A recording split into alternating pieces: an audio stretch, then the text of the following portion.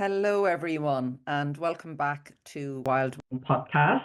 As I was saying to my guest today, SpiritBird, I was saying I don't even know if someone asked me how I started the podcast.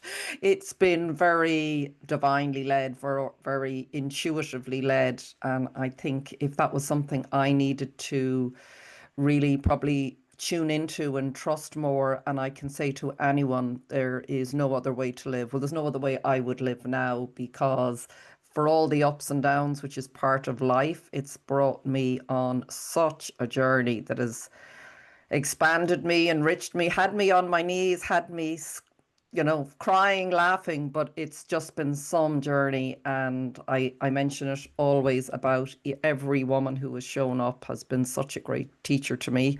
And I know from your comments and feedback to you, the listeners, as well. And today I know will be no different. SpiritBird is with me from the US of A. So I love the fact that I get to speak to women from all over the world. And as her name suggests, she works with all things of the spirit realm. And what really drew me to her initially was when I heard her on another podcast and she was talking about overwhelm, particularly when she was younger as a teenager, and that led her to a mental health crisis. But really, it was connected to her spiritual gifts and I suppose the journey that has led her on to the work that she does today. Today, she works as a mentor to plant medicine practitioners. She's also an international shamanic teacher and she helps people use and understand their spiritual gifts. And I just was we were having a chat there. She's many different ways into her work, working privately or through courses that offers. But I'll put in the description at the end of the podcast. And if you haven't already, I forget to ask, but if you do like, subscribe and share. It really does help get the stories of these amazing women out to more people. So welcome, SpiritBird. I'm really delighted to have you here today. Thanks. I'm delighted to be here too, Celine. Yeah, it was lovely. I said sometimes I nearly forget to hit record. We could have a half an hour conversation gone. I take up too much of people's time with all the talking before and the talking afterwards. But just maybe to start, I think I said that to you at the beginning. I just think it's always, I just found even in my own life, when we track back to when we were a young child, it often holds great clues, to what we end up doing and, maybe the work that we're here to do. So maybe can you talk a little bit about that, just your childhood, and you said that mental health crisis you had in your teens. How did that show up? Yeah, when I was little, I mean, from just about as early as I can remember, I would receive reflections from people. Even adults would tell me, "Oh, you'll probably be a great counselor at some point." Had a tendency for older people to share very adult things with me. Okay. And also just a nature connection, loved animals, loved the sweet things, loved plants, loved being outside. And I think, at some point it's like during my childhood, I never would have had this language. It's only looking back that I realized there were quite a few situations where I had what I would call spiritual gifts. And I think everybody has them, but they showed up in a pretty regular way, in a way where I was blessed to have a pretty open uncle who helped me cultivate my dream work. I shared a dream with him one day, and he tracked my parents down and said, you should really encourage this in her. And so like that became a part of my life pretty young and allowed me on a couple of occasions to write or share a dream that I had with, my mother or somebody else in my family, and then see a piece of that like literally happen within the week. So like little blips like that were Mhm. happening. And, on the flip side of that, I also recall as a young person, having a vivid imagination in the way that some people might relate, where you kind of get carried off in thought.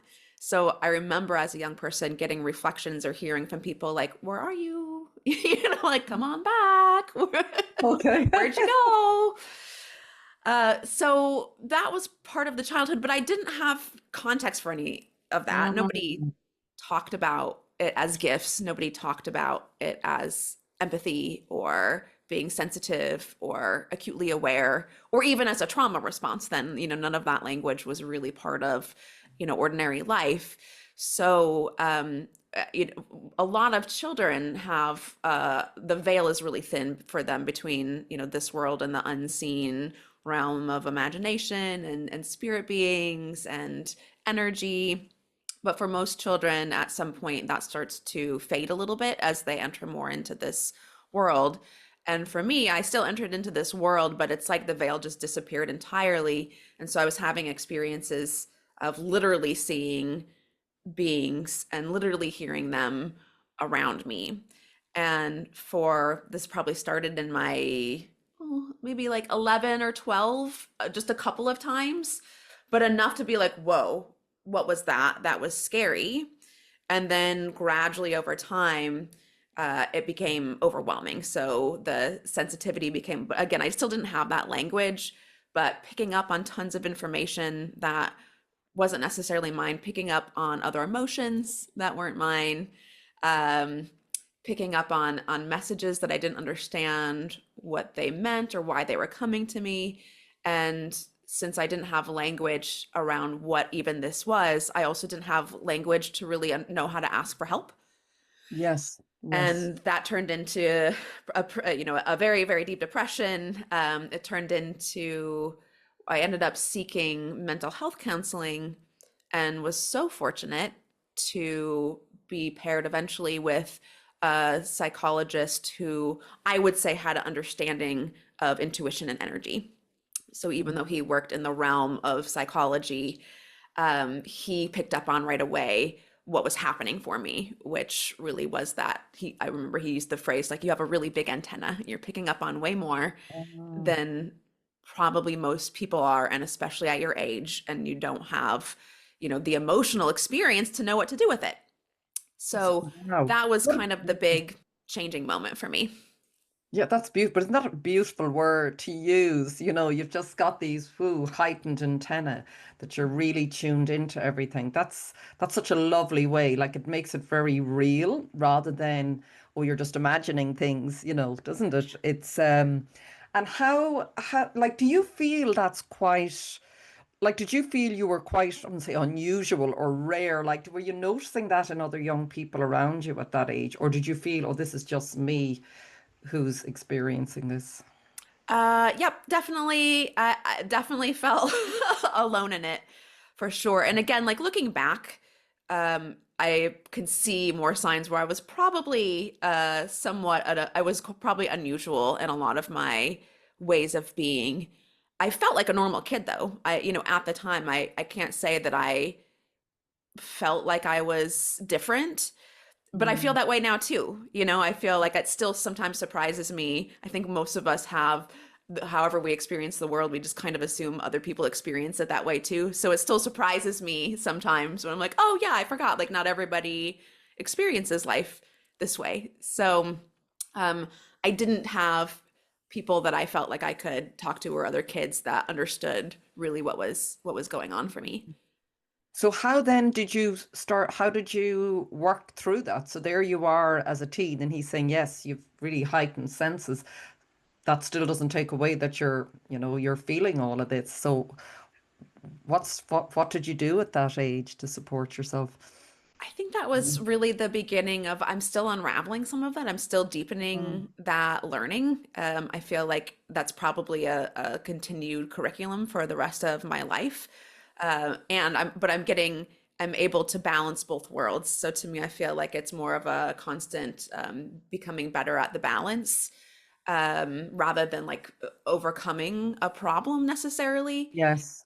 But in the initial stages, it was very much like, okay, how do I get grounded and functioning in the world again? And at some point, part of that balancing act was kind of flipping back and forth between the two. So, to be honest, initially, that with psychology at that time, I took medication. You know, that was what they knew to do. Okay, well, you're getting these symptoms. We'll give you these pills. And I have mixed feelings on it. I don't really prefer that we medicate when there's other options. And also, I know for me that it helped, it made all of the confusing pieces stop. So the voices stopped, the vision stopped. A lot of my emotional capacity shut down. So there's good and bad pieces in there, you know, in that it gave me a break to just Yes.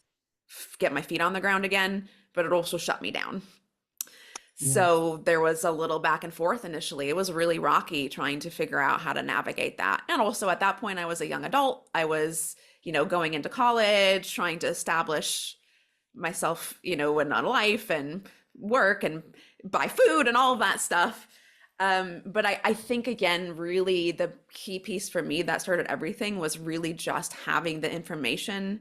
Okay, what you're sensing is sometimes other people and other things in the world. So if you can know that that's what's happening, from there, you can start the practice of discerning what's helpful for me to actually take in right now. When am I taking in things just completely unconsciously without realizing I don't have to? Mm, And then learning to really discern where I am in all of that. yeah. What's mine versus society's versus what I'm feeling from other people, all of that stuff. That's huge, though. I would have to say I'm still on that. Sure. Isn't it? It's when you have that. But it's interesting. So you're saying, as well as this sort of antennae that's picking up from beyond the veil that some people may or may not sense or connect with, but you know that there's more going on than our physical reality, as well as people. So you'd it all coming from all sides. You know, it wasn't just. I suppose it does. I never really looked at it. I would have felt very that I picked up at an awful lot when I was a child, and I think I just shut it down very early, and it only woke up again. I only, well, let's say, allowed it probably in the last 10 years, maybe, to start. But I think the piece that you're saying about other people would be very common. It seems to be a pattern that runs through our whole existence, really, isn't it? This sort of energetic play that goes on between people. How would you describe that? Like there seems to be, sorry, just there seems to be like the empaths, and then let's say, and I don't say this is good or bad or in judgment, but just there seems to be a dance that goes on between two types of. Would you find that, or how would you break that down, or how would you look at it? I actually think a lot of our overwhelm starts there. Aside from spirit realm Yes, entirely, you know, especially as children, most children are sensitive in that they're tuned in. They're tuned into energy first. And yes, then, you know, as we age, we learn words that are supposed to mean certain definitions and ways we're supposed to be. But we're energetic beings when we're children.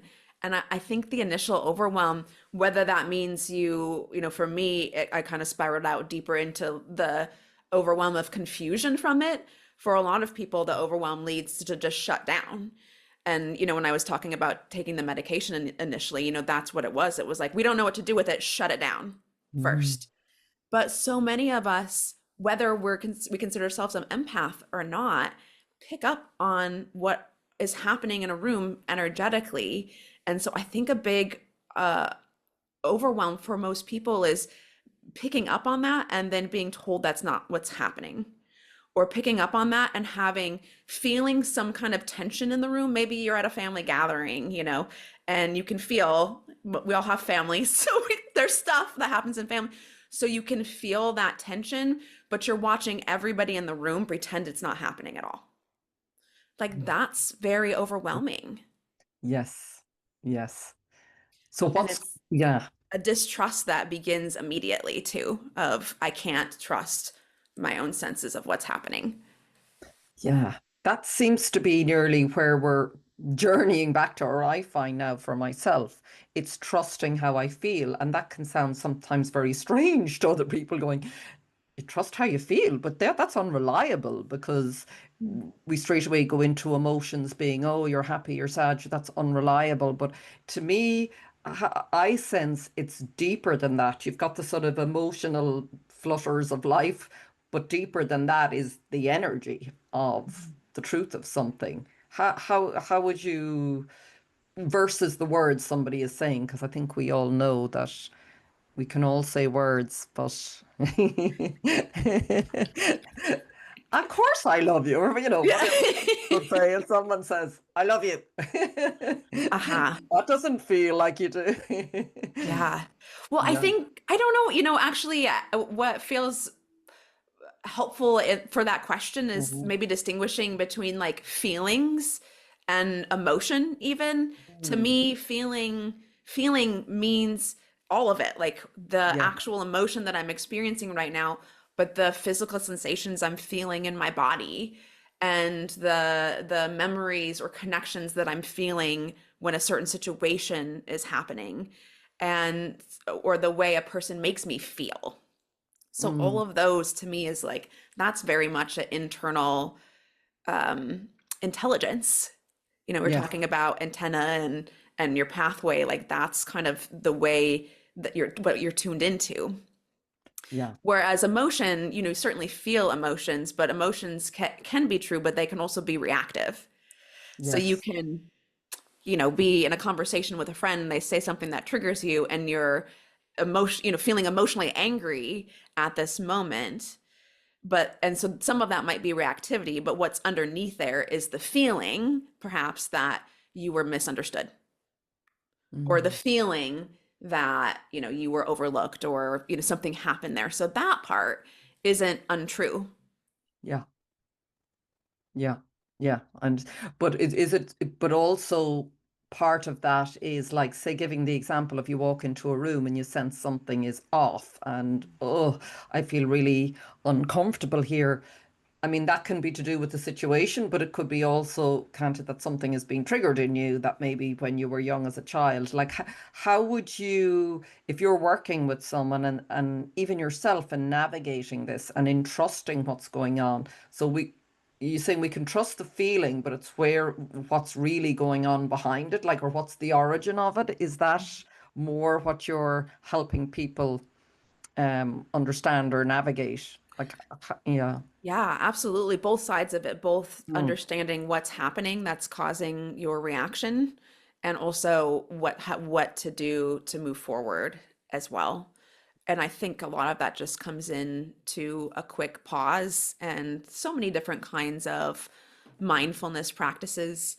One of the pieces that I teach is around the energetic archetypes. So sometimes that context can help, but really any kind of mindfulness practice will help you there where when you're in those moments where you feel the tension or you're triggered, taking the quick pause before you react and label what's happening is kind of where all the magic is.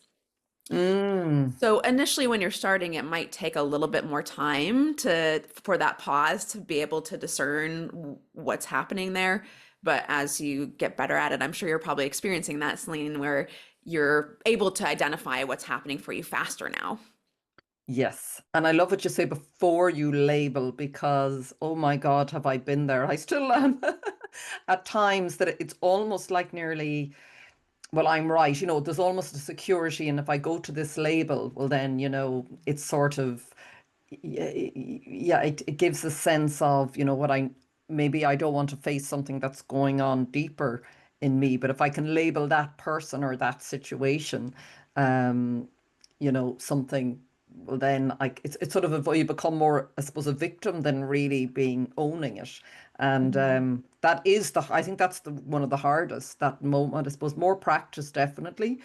But do you find what I found is the more, I suppose, of my own healing and maybe releasing some of this, you know, um, whether it's from childhood not feeling good enough or being abandoned or something like that, the more this sort of starts to clear out of the system, I find I still may be triggered, but it's a little less each time. There's more breathing space.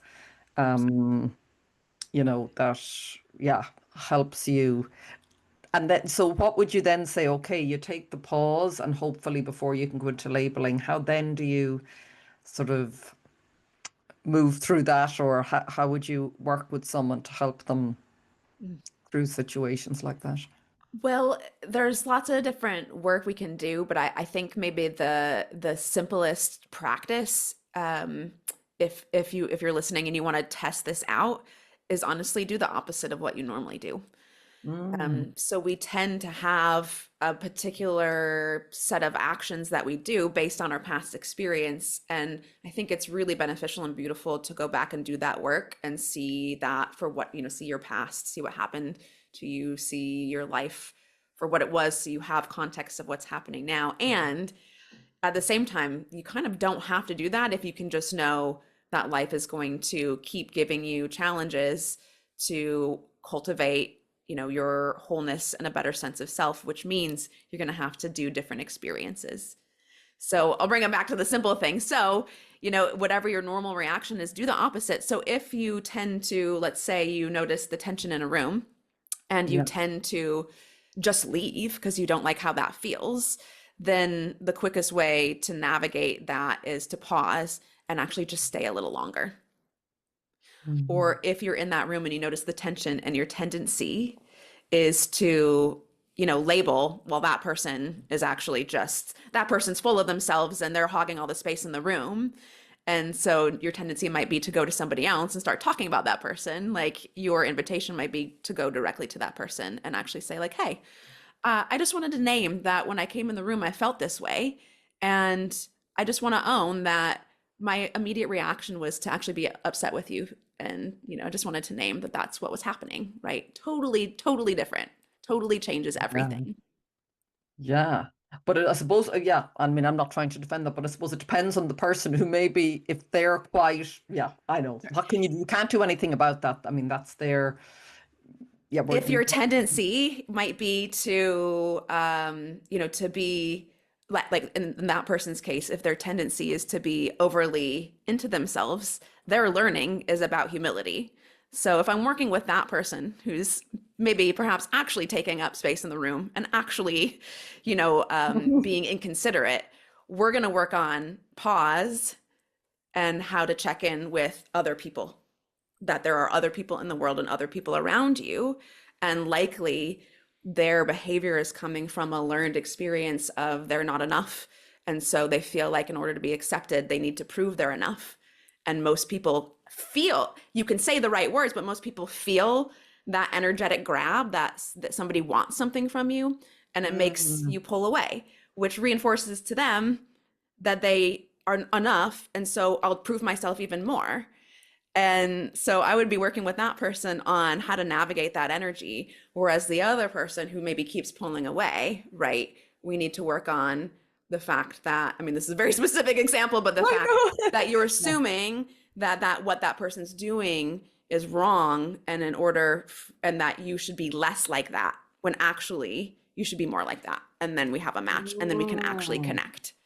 Wow. But when I listen to that, that's so powerful. Now, I would straight away go, well, the very loud person who's hogging the room probably wouldn't come to you. And that's maybe my judgment going.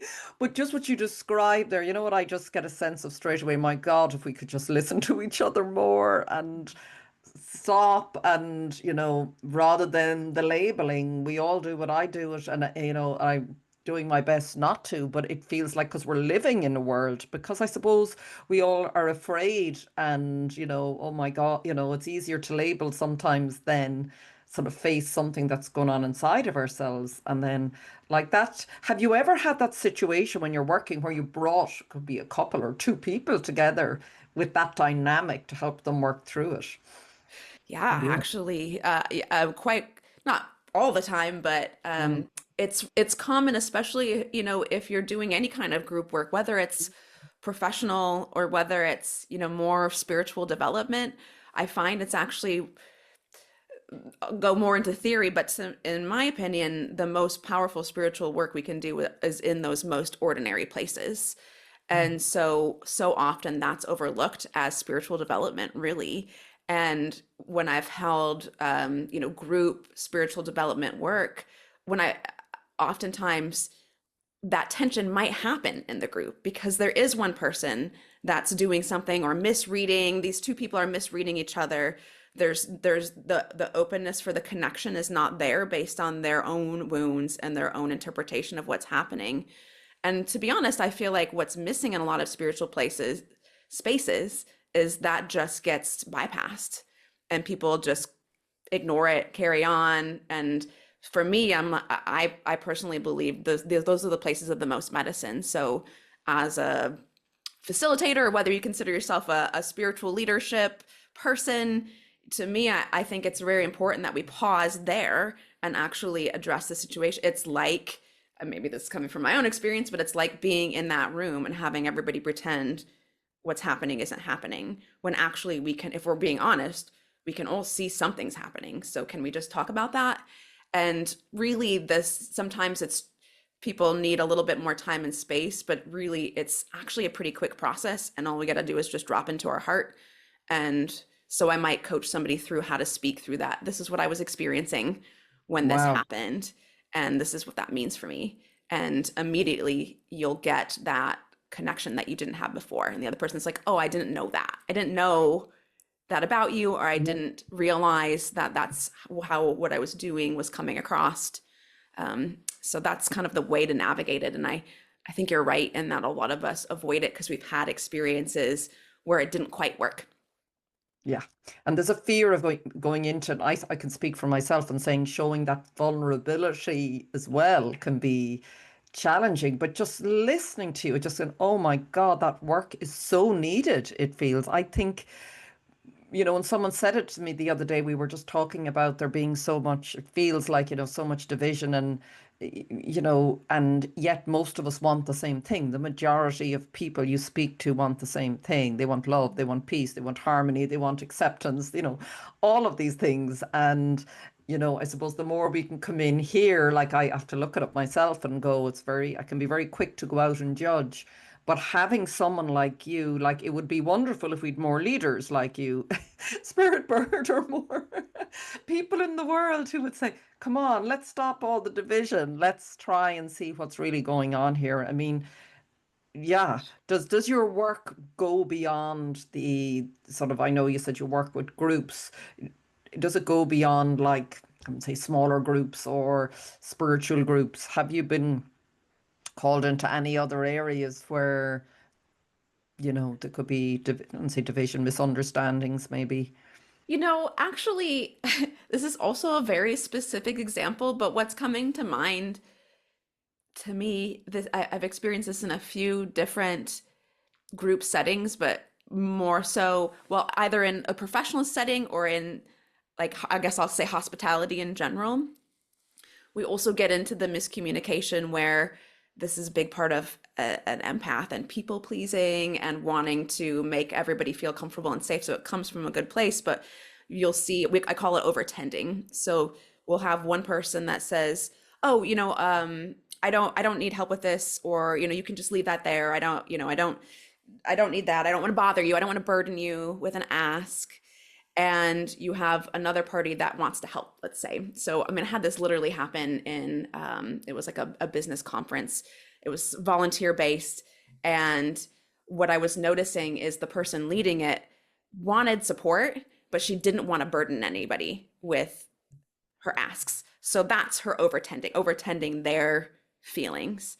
I was in there like, I've got time. I'm excited about this project and I actually want to help, but I one of my wounds has me, I don't want to, like cross a line or, do more than what you're needing or I don't want you to feel like I'm taking over. So that's me overtending their feelings. So that situation was actually really easily navigated in that she just went and said, hey, what would actually feel really good for me is I really want to offer to help, but I'm nervous that you'll feel like I'm taking over.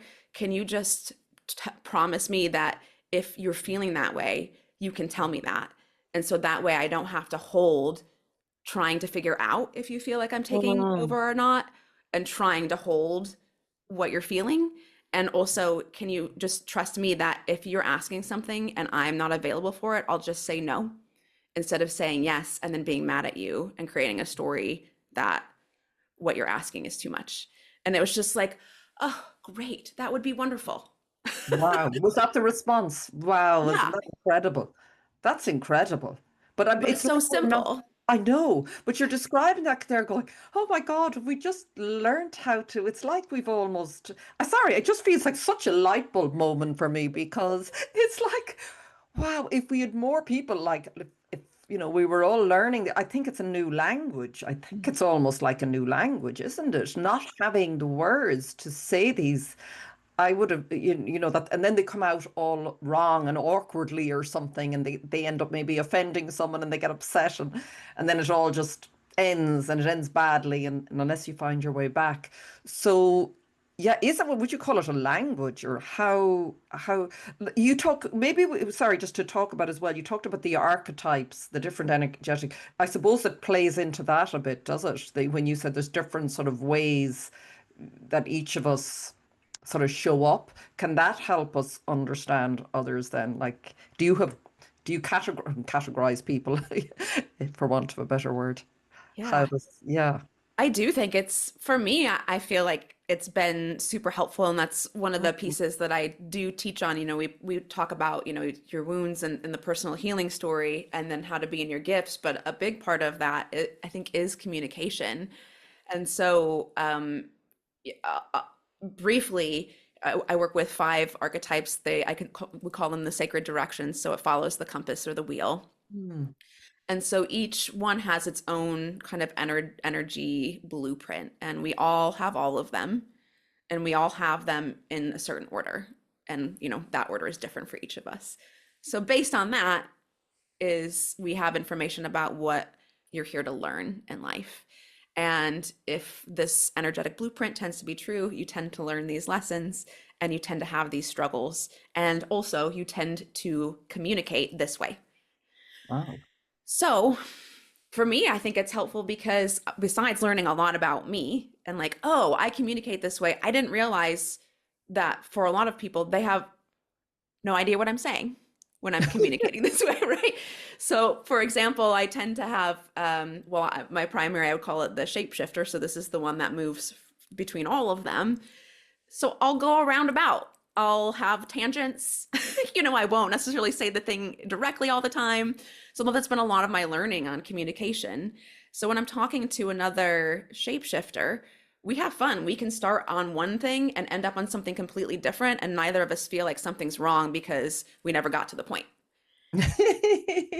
But if I'm speaking with somebody who may be in the north, that like being direct and getting right, like being very driven and action oriented can sometimes be the focus. So if I'm talking to somebody who's primary, I mean, there's nuances here, but just for an Yeah. example, that's primary north. I'm noticing they're fidgeting and they're getting frustrated. And I might think it's because, oh, maybe I'm not being clear enough. So I go into even more detail, right? And actually they're like, just freaking say it. What are you trying to say here, right? So now I'm able to just read, that's what's happening. And instead of me going into my wound of, oh, they probably don't understand me, I'm not very clear, let me give them even more detail. Now I can say like, oh, they actually just need brevity right here. So I can now choose whether that serves the situation. I don't have to change myself just because of somebody else's communication style, but I can know what's needed so we can meet. Mm. Yeah. So that's like a little example of where that can come handy. Okay, and there's 5, so we won't go And into there's all. 5. Well, we can go into briefly. Would you mind mentioning Sure. these? Because I think it'd be interesting for anyone listening. Yeah, sure. So I'll Themselves start from in them. the east. The east Yeah. energy generally, it's related to our kind of like lifespan too. So that's like birth, it's light, it's creativity, and the way the communication style tends to be with these folks is they often have a block, especially with like with the throat chakra. They're visionary, so they have a very expansive view. They can see the big picture, and what happens is they feel often that other people don't see all of that, and when they try to communicate all of that into words, and their hope that is if they speak maybe more poetically or metaphorically or broadly, it'll capture all of that seeing. So when they're speaking to other people that are in the East, they can be very metaphorical, and the other people can be like, I know exactly what you're saying. Actually, you probably didn't even need to say words at all, and I could know exactly what you're saying. But for people that aren't primary East, maybe that's the direction that they have the least amount of. They're like, I don't understand like what the words even mean. Can you say something real? So it's a very frustrating point. The South is like adolescence. It's like in a healthy society, that would be the time of our lives where we're out in the wild and just exploring and learning by, by fire. It's like when you might break an arm because you were playing too hard, or learn these hardened lessons. And the South tends to be very, very fiery, and they tend to be very passionate. And they tend to be probably like the I call them the wild child. They're don't really care about what society says or what other people think. And the communication struggle for these folks is often they're the lone wolves. Often they're the ones that kind of get mislabeled as a bully. Sometimes they're actually being a bully. Sometimes they're being mislabeled as a bully because they're not understood. And where they go is they want to just go to the truth. So you might think of, this is, the more extreme version, but you might think of like that great aunt at the dinner table that would tell everybody what she thought of them, and it maybe wasn't in the most tactful way, right?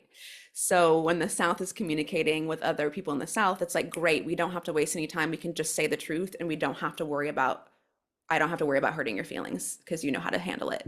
But when you're talking to other people, there's that misconnect because they haven't had an opportunity to connect through the heart first. So it just feels like you're being mean.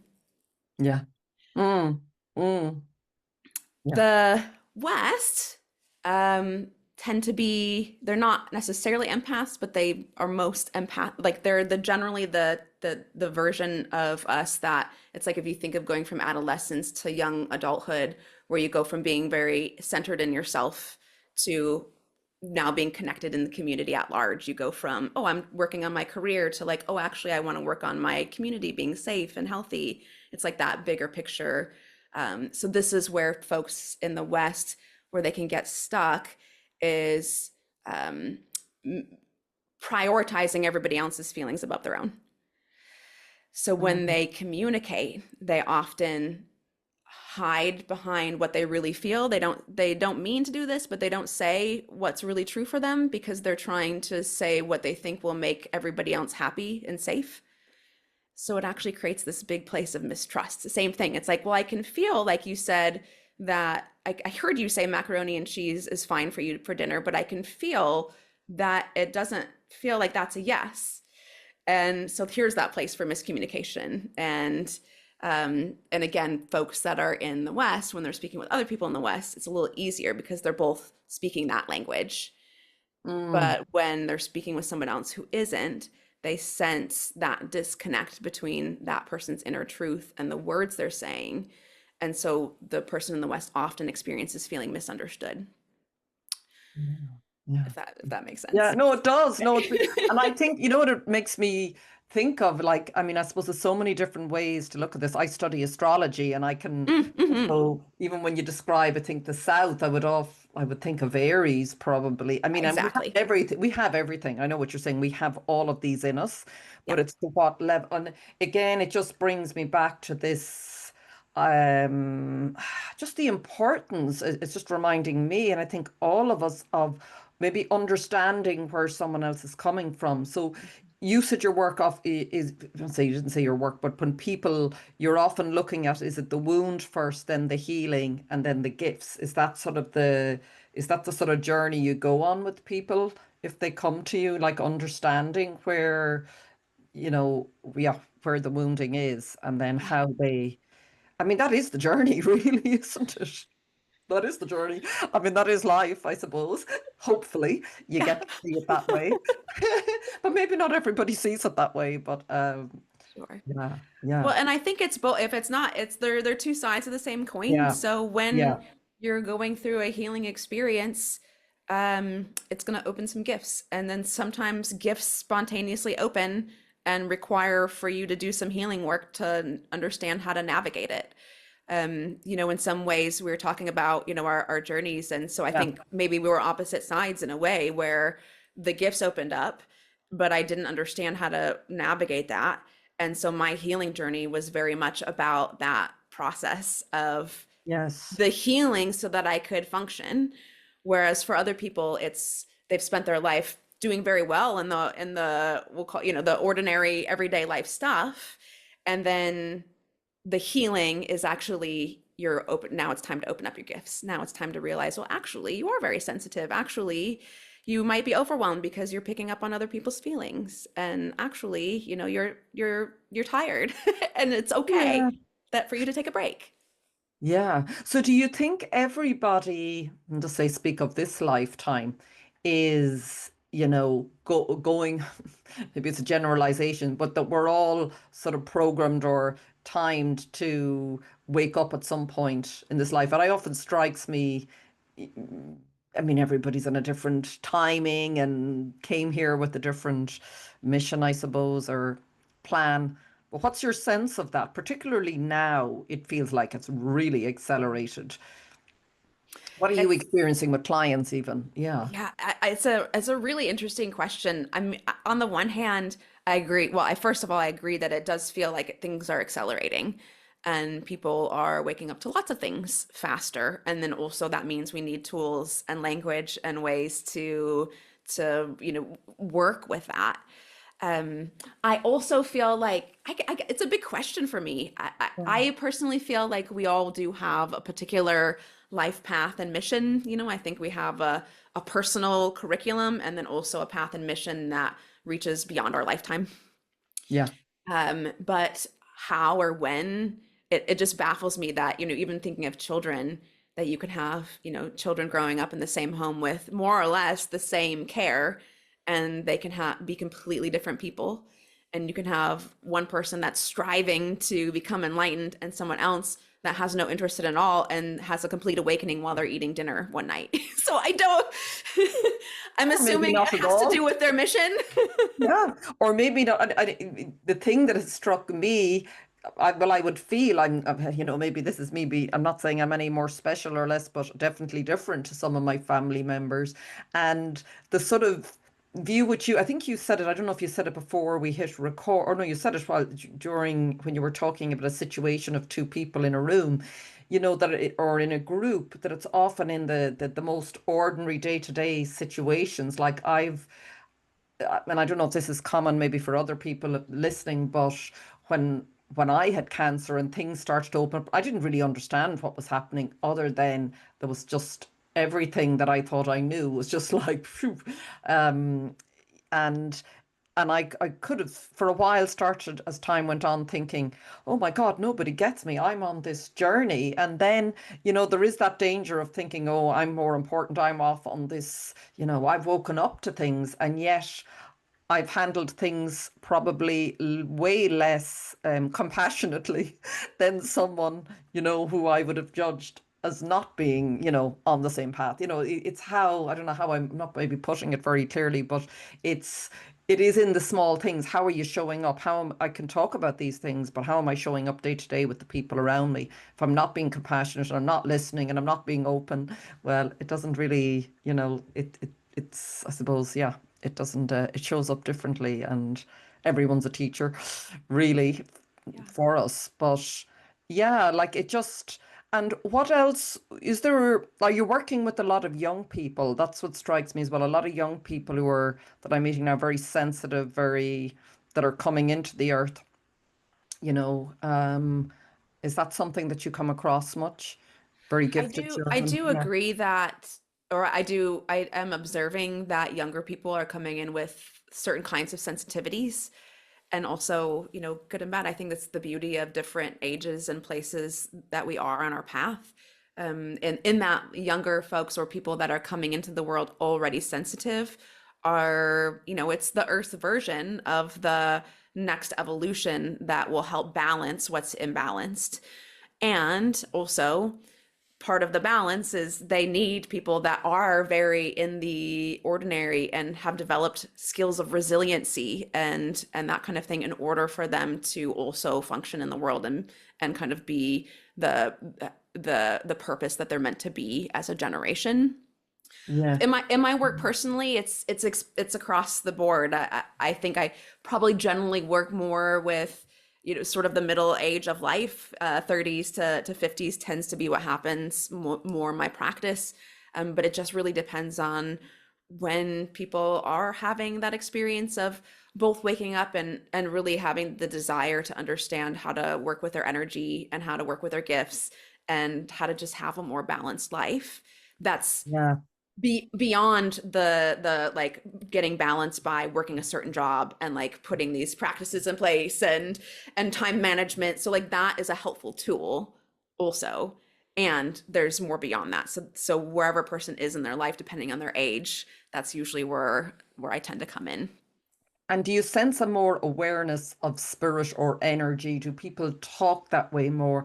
Even understanding what's happening, intuitively, that's whole language of, I would speak of, I suppose intuition, people are quite, people talk about it a lot. Now, whether they trust it or not is another thing. But do you feel that's more like, how do you help people navigate that if they're coming and going, my God, like you said, I'm burnt out, or I can't keep doing this, or it's just the same humdrum in my life? How do I break out of this? How do you help, or can you, open them up to maybe looking at it in a new way? Or is that, I mean, I know it has to happen quite organically, it has to happen within the person, but Sure, sure, yeah. sure. Mm, some in my personal work, the archetypes are really helpful tool in that way. Okay. If you are experiencing overwhelm, depending on your archetype, it's largely this lesson. It's like if you're the Okay. East, it's more often than not this lesson. So we can kind of like shortcut it a little bit, but we're Yeah. still gonna have our triggers and our beliefs about why that's not true for us. That's part of the life path anyway. You were talking a little bit, if you don't mind me sharing, No, no, no. you were talking a little bit earlier of just at like that maybe you're still working on Yeah. some of these. I'm still working on receive. It's still hard for me. And it's like, Yeah. well, actually, that's because that's part of your life curriculum, is that Mhm. specifically you're here as a receiver and to demonstrate what it's like to really lead from this place of not doing it all yourself and carrying the burden yourself, Yeah. or doing it all, holding it all up for everyone else. So Yeah. in that process, you're learning just how to actually receive more, which is a really beautiful place to lead from. And so you're never going to not be in that curriculum, at least Yes. in this life, but you are refining it and getting better and better and better and better and better. Yeah. But that's great to know too, that there are certain lessons, like you said, or not lessons, or, curriculum, I think is a good word, that's where I've seen the astrology be very helpful as well, because I've a south node, and for anyone, even if you don't study it in depth, they're very, there's so much wisdom that can be taken from a few key placements in your chart, even knowing your north node and your south node. And my south node would be in Libra, which is sort of the people pleasery type energy, and the north node being the opposite in Aries is coming into more sovereignty and self direction and self sustainability, being able to sort of stand on my own 2 feet, but allow that in. It's not about, so it is, it's a huge challenge. And I suppose sometimes we can beat ourselves up going, God, am I still working on this? But like you said, maybe some of these things are lifelong and we're refining it, which is good. You know, Yeah, the, you're actually not, if you're still working on it, you're probably not, you're probably doing things right. yes. Yeah. Rather than believing I have that sorted. Well, I wouldn't believe that. I definitely, I definitely don't believe that about myself. But it's wonderful that there are these tools, that there are these ways, aren't there? Did you develop all of these through your own just life experience? I mean, I know, what were some of the studies that you've done? I mean, I know you're a shamanic practitioner as well, aren't you? I am, yeah, it really is a combination of personal study and cosmology that I've developed just as an individual over the year, mixed with I think my own actual gifts, mixed with my observation from working with clients and seeing what tends to be true and seeing what tends to be what a person needs and what helps them turn the corner. So, I mean, I was always a spiritual person kind of from a young age anyway. I started out really interested in East Asian philosophy, and I had where I turned from that to the more shamanic work is I still very much love the Eastern philosophy and ideas. But I remember at one point thinking like, this is a very masculine way of doing spirituality. Just stare at a wall for 8 hours and don't speak. And I felt like something more. I want more. I wanted more beauty and art, and it was along my path that I came into the shamanic work. Actually, it was through that psychotherapist who introduced me to someone that did basically like a rites of passage or ceremony to help you experience being in one phase of your life and stepping into the next. So I spent years training with the Foundation for Shamanic Studies, which is here. Well, I think it's actually global. And I spent years working with the shamanic mentor. But then throughout that, I had more academic studies in religion and holistic studies and leadership. So it really is a conglomeration of all of that mixed with working with people. And a lot of folks have been tracking just personality patterns. Like you mentioned, astrology is another great example of that. So and human design, and there's the gene keys, and there's so many new ways. It's great that they're there and they're available to us now. Did you ever go into sort of a traditional corporate type job, or were you always on this path, let's say? Did you, even in terms of work? yeah, I'm pretty much always on my own path. I worked in an office building one summer. So I have been very unconventional in my work, and even in the spiritual work, that's something that I started probably younger than most, and had my own journey with all of that, my own journey of some kind of indoctrination, really, of like, oh, well, you wouldn't ever tell somebody you're a healer. If you say that, then automatically you're not in integrity, and you would never charge because that would be bad, and you would never call yourself a shaman. That's the worst thing you could do. So I really had to work through a lot of that, I think, which is my version of moving through corporate culture just from the other side. Yeah, I never thought of it like that, really, but yeah, I can see that. I mean, I've always been amazed, but obviously very courageous. I mean, I know we each, I suppose it's not to judge. I often think that, we each, it's just to be reminded that we all have a very unique path, and we all have a very unique plan for our soul. Our soul is a very unique plan. And when we can align, I mean, I think that's the most lovely, reassuring thing you can say to someone. If you can tune in there some way inside and hear that voice, you are always guided, isn't it? Rather than up here. I've spent years at that, and just in letting go. I mean, we need support to do that. And each, like, would you feel you came particularly for this time now? Everything that you went to was like, because we are sort of in it, in the eye of the storm. So I does it do. feel like you do? Did you know that from a very young age? I I think from a young age, this might be more relatable. I could sense it felt like I was here for something. I didn't know what that was for a long time, but it felt like there's some purpose here. There's something more than just, the what I'm doing for my job. There's Yeah. something bigger that I feel like I'm supposed to be plugged into. Yeah. And what right now, so in your work and everything, what excites you most about it all now? Like, if you're thinking, this is the time we're living in, what excites you most about it all? What a great question. I'm going to sit with that for a second. Mhm.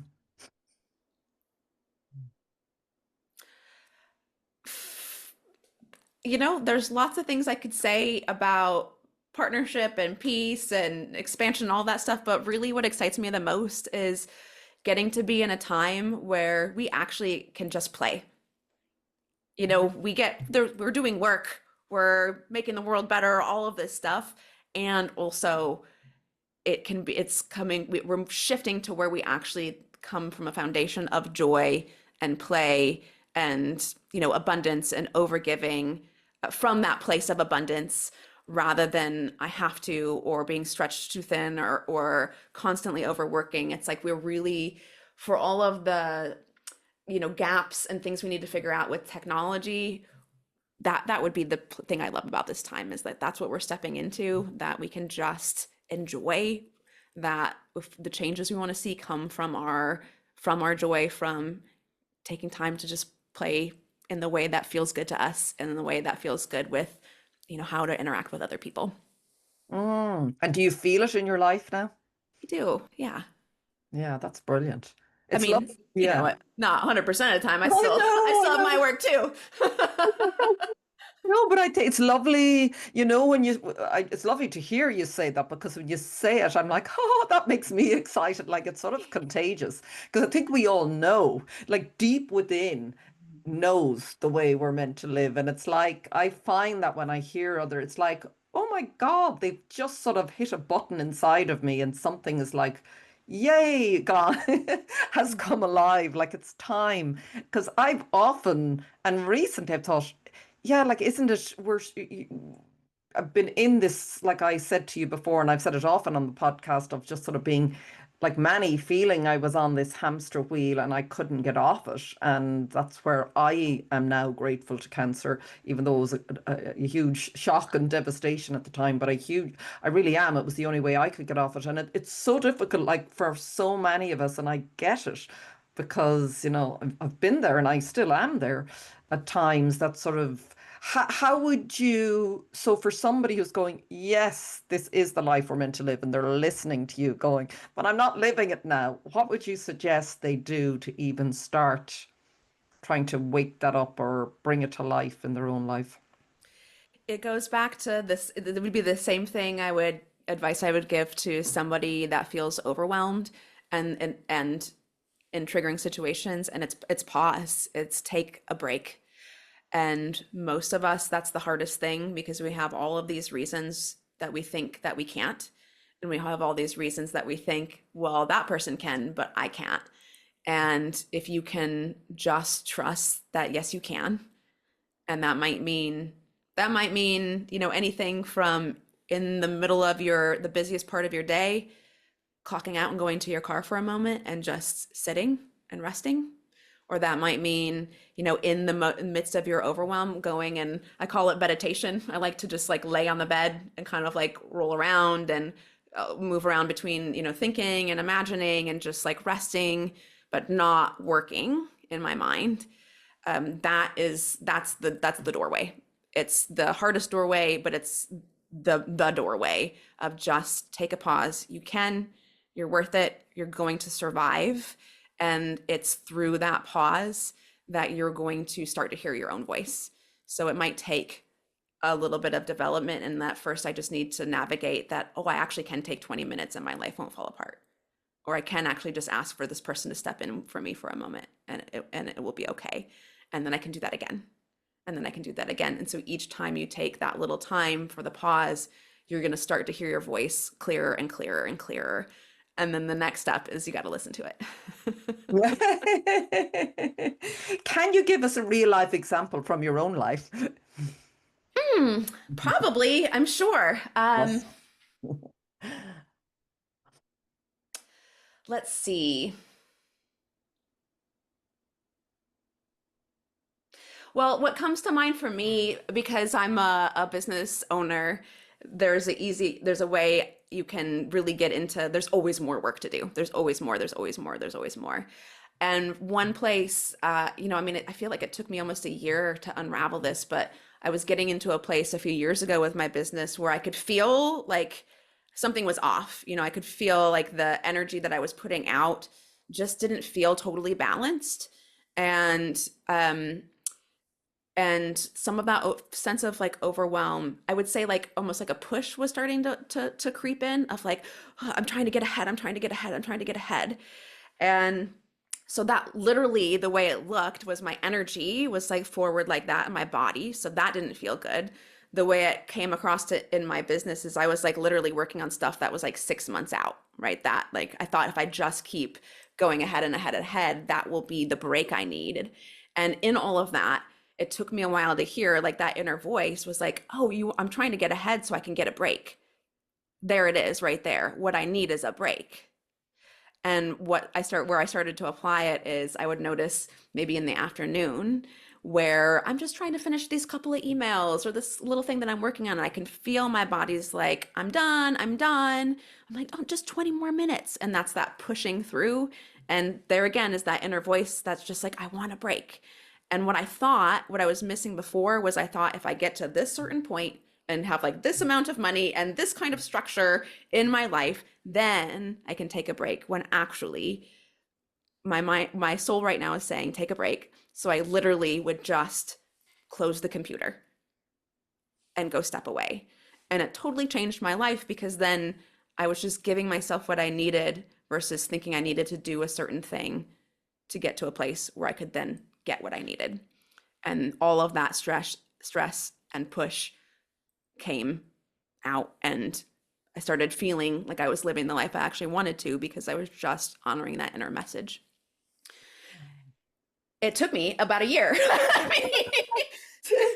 to really like stop, go to the bath. You have to pee, go to the bathroom, like. Oh my God, I hear you. Something like I could sometimes get into something I'm really, and I can be enjoying it, but then I've realized this is ridiculous. You said you were going to go for a walk, you were going to have something to eat, go to the bathroom, have a cup. No, there's no time.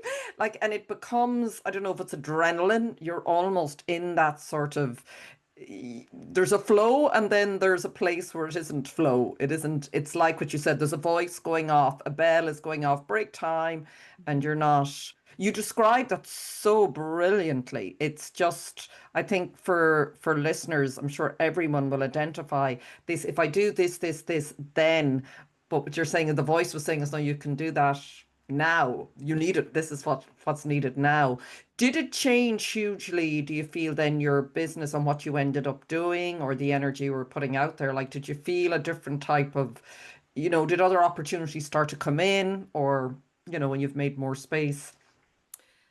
I think so. Absolutely. I found that I got better at timing things. I think I've always been pretty good with timing, but I got better at sensing when an idea came in, whether or not that was for now or for later, and just trusting that. But instead of feeling I need to do everything right now with that kind of like urgency and scarcity, I definitely would find that I would make connections very easily. So it was less, having to try to figure out how to do it, and it would just sort of come. And really my daily life shifted so much. Again, even if things were more or less the same in the business, my daily life shifted in that I wasn't carrying all of that stress and imbalance. And so I think even if while the byproduct of that was definitely abundant, I also, even if that hadn't happened, it wouldn't have mattered, because what I was really needing was the shift in my daily life. And so I feel more like I'm at a place where it actually doesn't matter whether I'm in the place like as successful as I want to be, because my soul is actually satisfied. And in that, I do also tend to be more successful, more in the right place at the right time, meeting the right people with just less effort in general. Wow. That is the way we're designed to live, though, isn't it? Like, it just, when you say it, and I have found that, I can't say all the time, but I've definitely been back at, you'd say in America, kindergarten. I believe I just started again at 2016. It's like, okay, take her out. We're going to have to wipe everything. It literally felt like Control Alt Delete and start her off again. And hopefully, rewire, a lot of it. And it's still been very different. I think it's one of those things, because the outside world still continues to tell us the other way. But it's like the balance is shifting now, as you talk about the overwhelm. More and more people I'm meeting, like, we're going to eventually come up against that, I think, for each of us. But it is sort of a soul calling, isn't it? That it's, no, we can do this differently. There is, and like you said, I have found that the right people, when I can take that time out, it'll often be in the silence. I'll go, oh yeah, so and so, yeah, they said they wanted to meet for a coffee, or I'll go for a walk and I'll meet to someone. And what might have taken me 3 days of like struggling over the computer is done in one, you're like, oh, I've experienced it, and I've heard it from others who live like that. You can have this sort of rapid fire action, do in a very flow way, and then it's all done, and then you can just rest. And that's, I think, what you're describing, that time of play and fun and joy. Like, I think that's foreign to a lot of us, that we can actually live like that.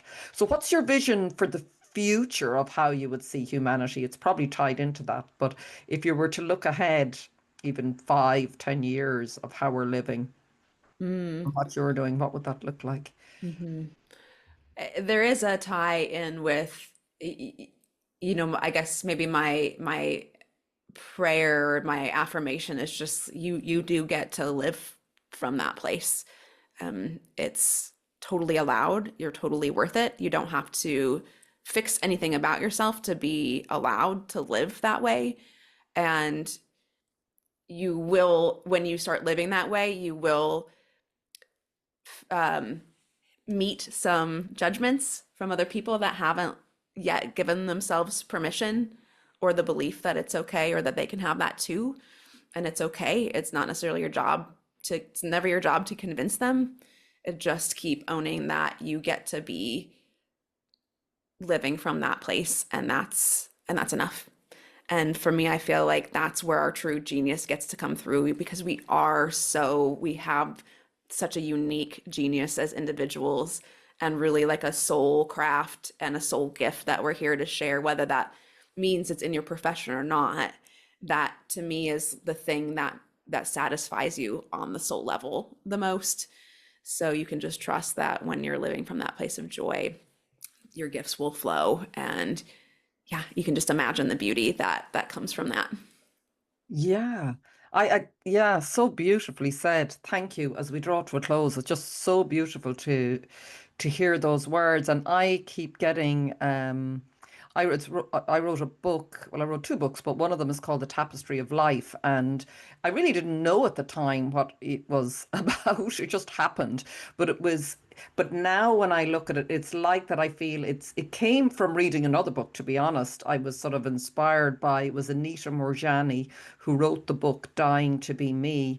When she had a near death experience and she had cancer, and again how life shows up for you. I had just got the diagnosis of cancer, and a healer I was working with, a herbalist and a shaman, he had said to me, Celine, she's actually, a week later, her first time ever in Ireland. Imagine that. She was coming to Ireland, and he said, do you want to go to her? And I went, okay. And I listened to the audiobook the whole way up, and I just went, oh my God. I just knew. I mean, the words say it, really. Dying to be me. That's all any of us are.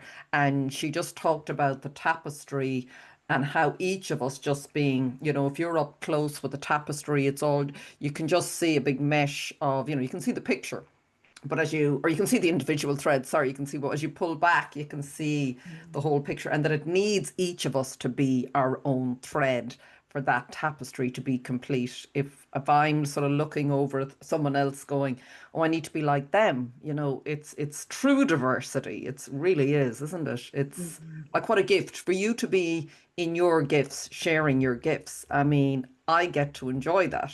We get to enjoy each other when when you meet someone who's completely themselves, and they just don't care what anyone thinks, and it's not in an arrogant way. They just love, and they're just so uniquely them. I mean, it is the most, I think, inspiring thing, well, I find, to be around. And they're not trying to prove anything.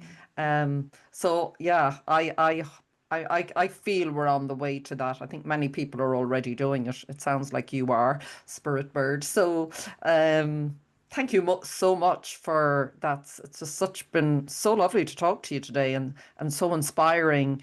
And I think for anyone struggling, I think you've given an awful lot of advice there for anyone. And I think the pause, and when you're in a situation, is there anything else you'd like to say, maybe to someone who's just finding they're in a difficult place not right now? And You're not crazy.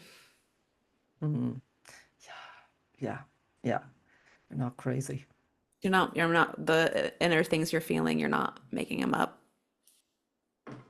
You get to feel what you're feeling. Yeah. honor what you feel, isn't it? It's yeah, yeah. Thank you. Thank you. Um, so yes, I will thank you for taking the time today. It was really lovely to talk with Such a you. pleasure, Celine. Yeah. Yeah, real pleasure. And just the art of communication. I think you just opened up that subject so much. It's something, it's really opened it up in me. I think, yeah, you're doing amazing work in the world. Thank you. And hopefully you'll get to meet you sometime and play. I would love that. Very much. Proper play. And I will put all of Spirit Bird's contact details here. So you are available for one, you might, yeah, if you want to share what's the way you're sort of working with people. Sure. Yeah. Well, I have programs and I do one-on-one work for Hmm. folks that want to really, get in there deeper, want that extra touch. But a great place to start is it's called A Course in Spiritual Gifts and Soul Healing. And it really takes you through some of the path that we talked about today of like, first, we just start with a break. Not a lot of intellectual information, just pause, reconnect. Here's some ways to bring some spirituality into your life and reconnect with yourself. Work-life balance. We go into the archetypes and communication, and then we go into the soul gifts process. So it's a really great way to get all of that context and figure out how to navigate, your healing journey and your gifts and how to relate to other humans at the same time. Yeah, and you can find my website is holtonhealingarts.com. But most of my socials are at SpiritBird Official. So I share a lot of what we talked about today too, communication tips and energy exercises and that kind of thing. So that's a great place to follow along as well. Yeah. Yeah, I saw some of those on, I think on Instagram, and I thought they were lovely. They were just short and snappy and really practical, like if you're in a situation and just, deciphering what's yours. I think one I saw yesterday was something to do with the belief. There was something, I think it was again the voice in your head, I suppose, and whose voice is it? Yes. Yeah, it Yes. was very cleverly done. It was really good. I needed to hear that. So thank you, Thank and you so much. thanks again. Thanks everyone for listening, and until the next time, take care.